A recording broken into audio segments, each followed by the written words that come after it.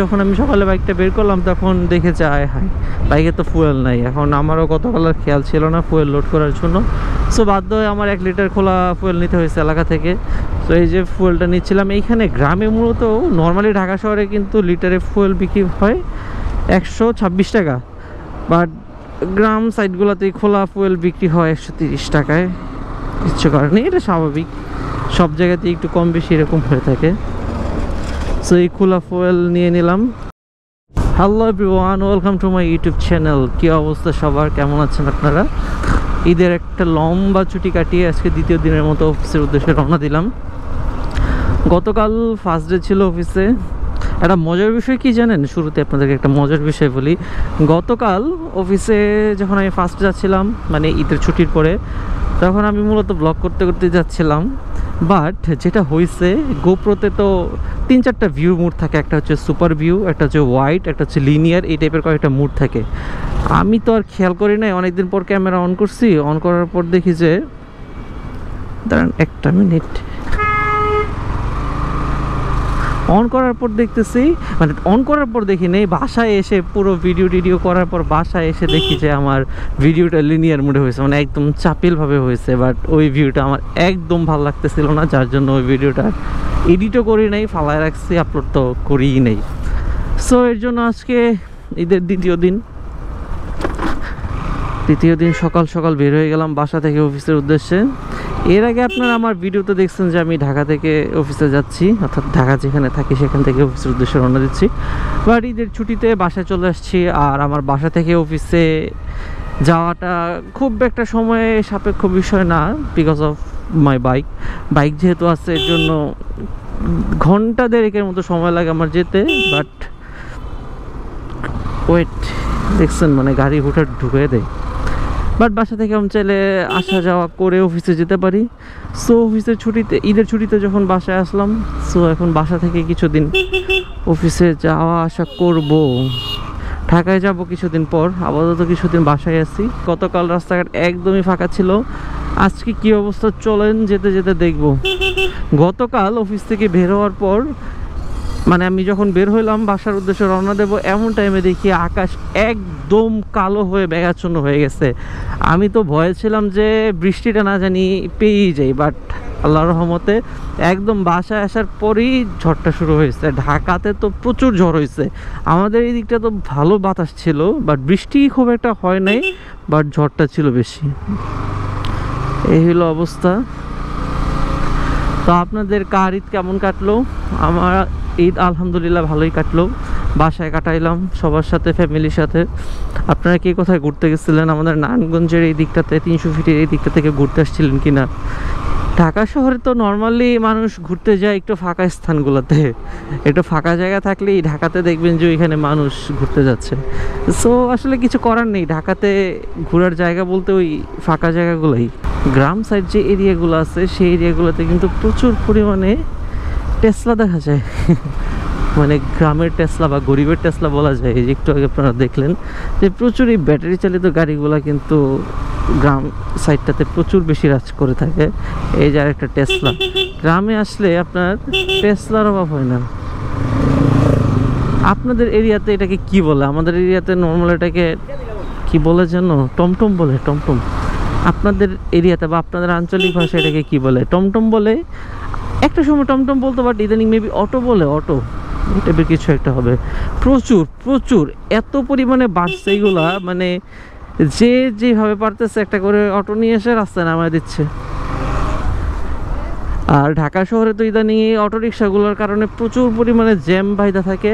আর accident হওয়ার কিন্তু main একটা রিজন হচ্ছে এই অটো রিক্সাগুলা। বাট ইদানিং দেখলাম যে ঢাকার পুলিশ এই অটোটাকে মেইন রুটে যেন না আসতে পারে, এই জন্য এক ধরনের ফাঁদ বলে না কি বলে এটাকে, বিভিন্ন যে গলির রাস্তাগুলো আছে, গলির রাস্তা থেকে মেইন রোডে আসার রাস্তার মুখে আটকায় দিচ্ছে এরকম জালির মতো করে রড দিয়ে। সো উদ্যোগটা ভালো লাগছে, যদি তাও নিয়ন্ত্রণ করা যায় এটা অনেক উপকার হবে আমাদের জন্য।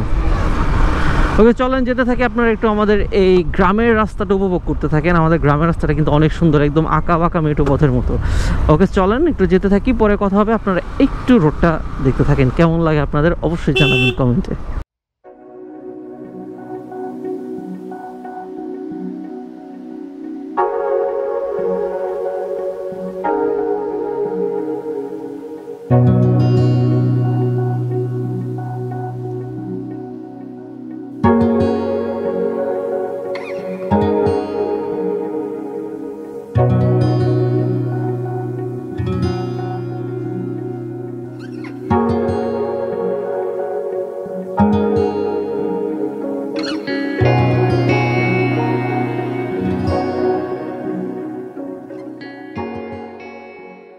এর আগের একটা ভিডিওতে আপনাদেরকে ব্রিজটা দেখাইছিলাম, এই ব্রিজটা কিন্তু খুবই সুন্দর,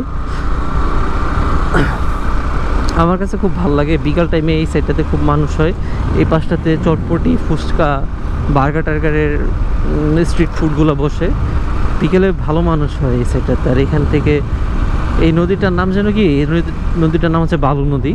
এই বালু নদীর উপরে এই ব্রিজটা মূলত সেনাবাহিনী প্রকল্পের একটা অংশ। সো এখানে মানুষ আসে, ঘুরতে আসে, বিশেষ করে যখন কাশফুল ফোটে ওই সিজনটাতে এই সাইডটা পুরোটা কাশফুলে ভরে যায়। তো দেখতে এত অসাধারণ লাগে, ওই সময় আপনাদেরকে ইনশাল্লাহ আরেকবার দেখাবো। আর ওই পাশটা হচ্ছে আপনার পূর্বাচল এরিয়া, পূর্বাচল এটা না, মানে এটার পরে একটু সামনে হচ্ছে পূর্বাচল এরিয়া। আমার এই এনএস বাইকটার আমি প্রায় 30,000 কিলো রাইড করছি। আপনাদেরকে যদি একটু দেখাই, দেখেন এখানে দেখা যায় কিনা, 31,182 কিলোমিটার। সো মোটামুটি খুব ভালো একটা সময় আমি বাইকটার সাথে আছি, বাইকটার সাথে কাটালাম। এই বাইকটা থেকে মোটামুটি খুব ভালো একটা রেসপন্স আমি পাইছি। আমার এতদিনের জার্নিতে বাইকটা আমার সাথে ছিল, খুব মেজর কোনো সমস্যাই আমার কাছে এখন পর্যন্ত হয়নি। জাস্ট মাঝে মাঝে একটু সার্ভিসিং করানো হয়তো। আর এক্সট্রা পার্টস বলতে 20,000 কিলো পরে মেবি এই ক্লাস কেবলটা চেঞ্জ করছি, তারপরে হচ্ছে ক্লাস কেবলটাই মেনে চেঞ্জ করা হয়েছে, যেগুলো চেঞ্জ করার মধ্যে ব্রেক শু চেঞ্জ করা হয়েছে, ব্রেক প্যাড আর কি, ব্রেক প্যাড চেঞ্জ করা হয়েছে। এছাড়া ওইরকম খুব একটা, যেগুলো নর্মালি হচ্ছে এয়ার ফিল্টার, তারপরে হচ্ছে কি বলে এটাকে, অয়েল ফিল্টার, এগুলো তো নর্মাল, এগুলোতে চেঞ্জ করা হয়। বাট এছাড়া কিন্তু আমার এই বাইকটা খুব একটা প্যারা আমাকে দেয়নি। আর আলহামদুলিল্লাহ এখন পর্যন্ত কিন্তু আমি, কি হইলো এটা এখানে থামাই দিছে, ও পানির জন্য, ওকে। আর এই বাইকটা থেকে কিন্তু আলহামদুলিল্লাহ মাশাআল্লাহ আমি এখন পর্যন্ত অফরোড বলতে কি, আমি যে গ্রাম থেকে আসা যাওয়া করি বা ঢাকা শহরেও মোটামুটি 40 to 41 মতো আমি কিন্তু এটা থেকে মাইলেজ পাচ্ছি। তো আলহামদুলিল্লাহ এনএস বাইকটা আমাকে খুব বেশি ভালো সার্ভিস দিয়েছে। তাও যদি আপনারা এটা একটা ফুল রিভিউ চান আমার এই বাইকটার, ইনশাল্লাহ এক সময় ফুল একটা রিভিউ আপনাদেরকে দিব।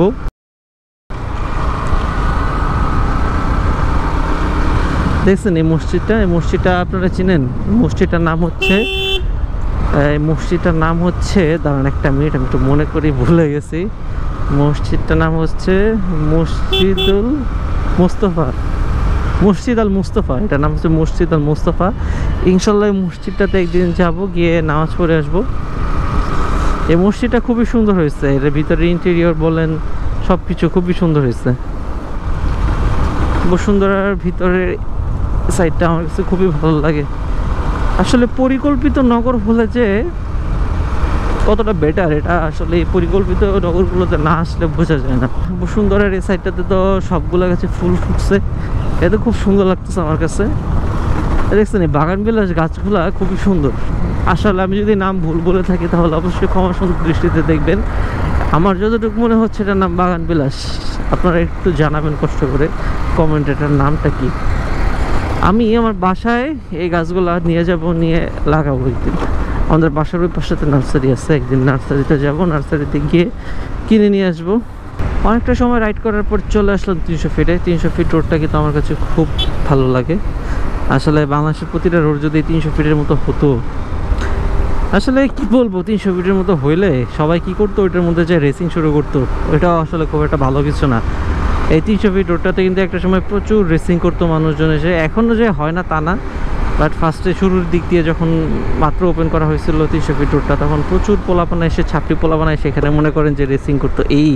আমি তো গেছিলাম, সরি এই ছাপড়ি পোলাপানা এসে মনে করেন যে সেটাতে রেসিং করতো। সো এই জিনিসটা কিন্তু একদমই ভালো না, এর জন্য কিন্তু হিউজ একটা অ্যাক্সিডেন্ট হইতো। ইদানিং অ্যাক্সিডেন্টের পরিমাণ কিন্তু কমছে। ঢাকাটা যদি সবসময় এরকম ফাঁকা হইতো খুবই ভালো লাগতো। এই কুড়িলের ফ্লাইওভারটা থেকে আমার কাছে খুব ভালো লাগে, ভিউগুলো অনেক সুন্দর। এক পাশে রেল লাইন, এক পাশে উড়াল সড়কও দেখা যায়, আবার একটা লেকও আছে। আকাশটা কত সুন্দর লাগে দেখতে।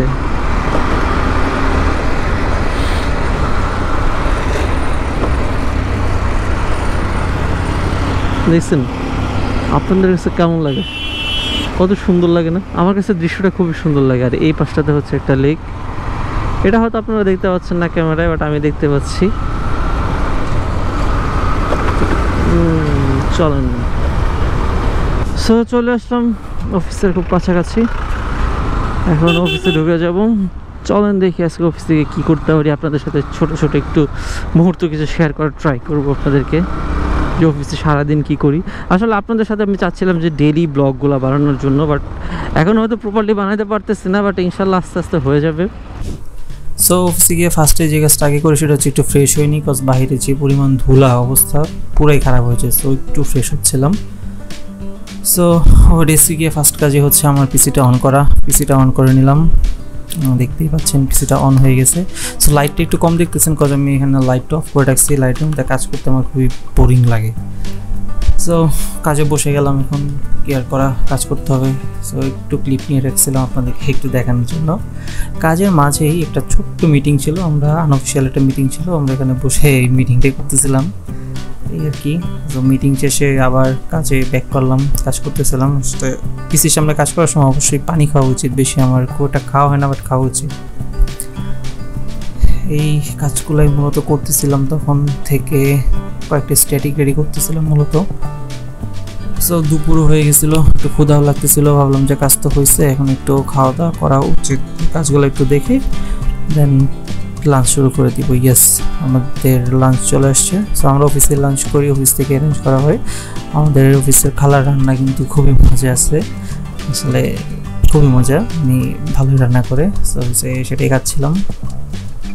ওকে খাওয়া দাওয়ার পরে আবার একটু প্রোডাক্ট এনিমেশনের কাজ নিয়ে বসছিলাম। আসলে দুপুরের লাঞ্চের পরে এত বোরিং লাগে। আর এই প্রোডাক্ট এনিমেশনের কাজের একটা প্যারা হচ্ছে, এত লেয়ার নিয়ে কাজ করতে হয় যে পুরো মাথা ধরে যায়। এই লাঞ্চের পরে এই কাজটা নিয়ে বসছিলাম, পুরো একদম অফিস শেষ করছি একটা কাজ দিয়ে। আসলে এটা এখন শেষ করি নাই, জাস্ট অল্প একটু করছিলাম, তখন একটু ছোটো ক্লিপ নিয়েছিলাম। এত প্যারা আসলে মোশনের কাজ। আর লাঞ্চের পরে আমি আর এই কাজ ধরবো না, কারণ লাঞ্চের পরে এমনিতে একটু ঘুম ঘুম পায়। আর দেখছেন কতগুলো লেয়ার, এতগুলো লেয়ার নিয়ে কাজ করতে করতে অবস্থা পুরো খারাপ। যাই হোক, সো অফিস টফিস শেষ করে একদম বের হয়ে গেছি। আসলে এখানে আমাকে যে বাইকটাই দেখতেছেন, এটা হচ্ছে মূলত আমার কলিগের একটা বাইক। সো উনি নতুন কিনছে, বাইকটা হচ্ছে মূলত বাজাজের ডিসকভার। এইটা একটু রাইড করতেছিলাম। বাইকটা এমনিতে ভালো আছে, বাইকের টানটাও ভালো আছে, রেডি পিক আপও মোটামুটি একদম খারাপ না। আমার কাছে, আমি নর্মালি তো রেগুলার এনএসটা ইউজ করি। সো হঠাৎ করে ডিসকভারে বসতে পারে, আমার সিটিং পজিশনটা একটু কেমন ছিল, বাট এটা সিটিং পজিশনটা ভালো, একটু মানে ডাউন হইতে হয় না, একদম স্ট্রেট থেকে তারপরে বাইকটা চালানো যায়। বাইকটা আমার কাছে খুব ভালো লাগছিল। সো আমি আমার বাইকটা একটু এখানে টেস্ট ড্রাইভ করতেছিলাম বলা যেতে পারে। সো এখানে যে থেমে উনি আবার আমার বাইকটা নিয়ে গেছিলো এই আর কি। তারপর আবার আমরা এক্সচেঞ্জ করে নিলাম।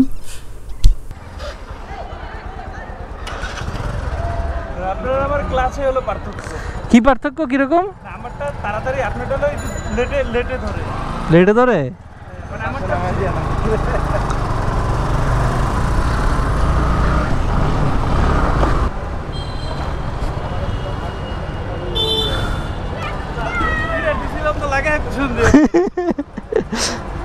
যাই হোক, জানতে হলে ভাই আল্লাহ হাফেজ।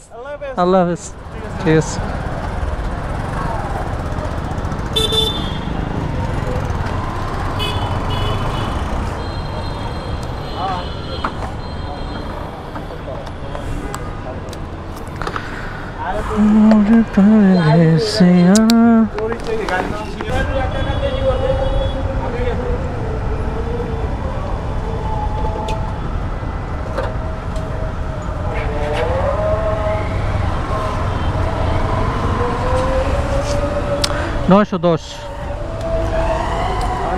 নয়শো দশ।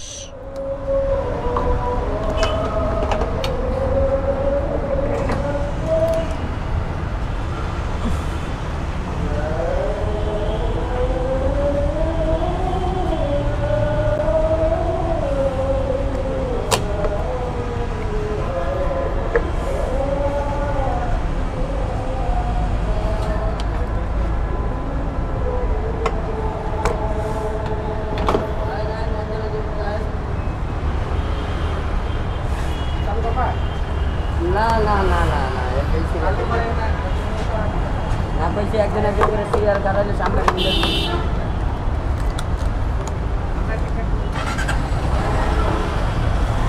সো ফুয়েল নিয়ে নিলাম, এখন বাসার উদ্দেশ্যে রওনা দিব। সারাদিন অফিস করার পর আসলে খুবই ক্লান্তি লাগে, কথা বলাটাও একটু কষ্ট করে মনে হচ্ছে। যাই হোক, দেখা যাক কতটুকু বলতে পারি আপনাদের সাথে। আসলে ফুয়েল নিতে গেলে আমরা অনেকেই দেখি যে 910, 1010, 810, 510 করে আমরা 10 টাকার ফুয়েল বেশি নিই। আসলে এটা জানি না, আমি নিজেও নিলাম 910 টাকার ফুয়েল, বাট আমি জানি না এটা আসলে কতটুকু কার্যকর। এখানে কি তারা চাইলেই 910 টাকার নিলে প্রপার দিবে বা 900 টাকার নিলে প্রপার দিবে না, এই জিনিসটা কি হয় কি না এটা আসলে আমি জানি না প্রপারলি। যাই হোক, তারপরেও মনের শান্তি বলে একটা কথা আছে না, এই জন্য নিয়ে নিলাম মূলত 910 টাকার। এইটা আসলে কেন করে অনেক বাইকারদেরকে আমি দেখি যে এইভাবে নেয়, আমি জানি না আসলে সঠিক। আজকে ঈদের ছুটির দ্বিতীয় দিন, বাট রাস্তাঘাট এখনও মোটামুটি যথেষ্ট পরিমাণে ফাঁকা আছে। রাস্তায় খুব একটা গাড়ি বা জ্যাম দেখতেছি না। ভালো, ঢাকা শহর এরকম থাকলেই তো ভালো। জ্যাম যতটা কম থাকবে ততই আমাদের জন্য ভালো, আমাদের জনজীবন ততটাই ভালো থাকবে। অন্ধকারে গোপ্রোর ফুটেজ কীরকম আসে আমি সঠিক বলতে পারবো না, যতটুকু জানি খুব একটা ভালো আসে না, অন্ধকারে খুব একটা ভালো আসার কথা না, তারপরেও দেখি কীরকম আসে।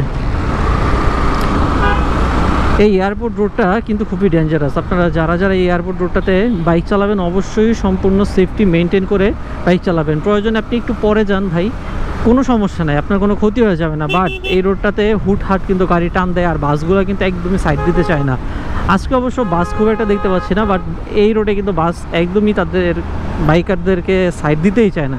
আমি অনেকবার দেখছি যে এরকম কয়েকজনকে লাগিয়ে দিয়েছে, এবং আমার অফিসে একজন কলিগ অলরেডি এখানে অ্যাক্সিডেন্ট করছে। তো এই রোডটাতে খুবই সাবধানতার সাথে বাইক চালাবেন।